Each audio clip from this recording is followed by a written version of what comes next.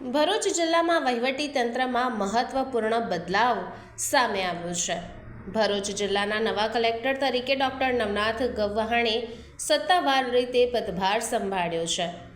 ગુજરાત સરકાર દ્વારા તાજેતરમાં કરવામાં આવેલ આઈએએસ અધિકારીઓની બદલી અંતર્ગત તેમની નિમણૂક થઈ છે. અગાઉ ભરૂચના કલેક્ટર તરીકે ફરજ બજાવતા ગૌરાંગ મકવાણાની ગાંધીનગર ખાતે ડાયરેક્ટર જીઈડીએ તરીકે બદલી કરવામાં આવી. સાથે જ તેઓ જીપીસીએલ યુજીવીસીએલના મેનેજિંગ ડાયરેક્ટરનો વધારાનો હવાલો પણ સંભાળશે.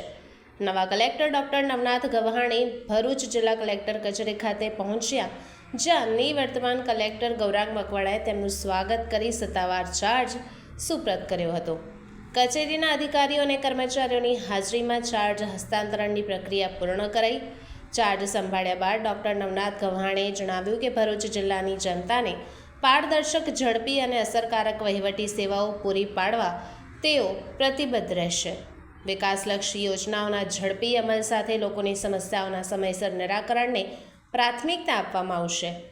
જિલ્લા વહીવટી તંત્રમાં થયેલા આ નવા ફેરફારને લઈ રાજકીય, સામાજિક અને વહીવટી વર્તુળોમાં નવી અપેક્ષાઓ સાથે ચર્ચાનો માહોલ પણ જામ્યો છે.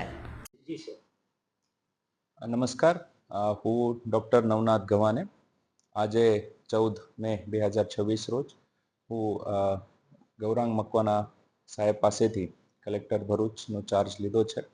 આ જિલ્લામાં જે જોઈનિંગ મારું થયું છે આ બાબત હું પણ આનંદી છું અને જિલ્લાની સેવા કરવા માટે હું કટિબદ્ધ છું.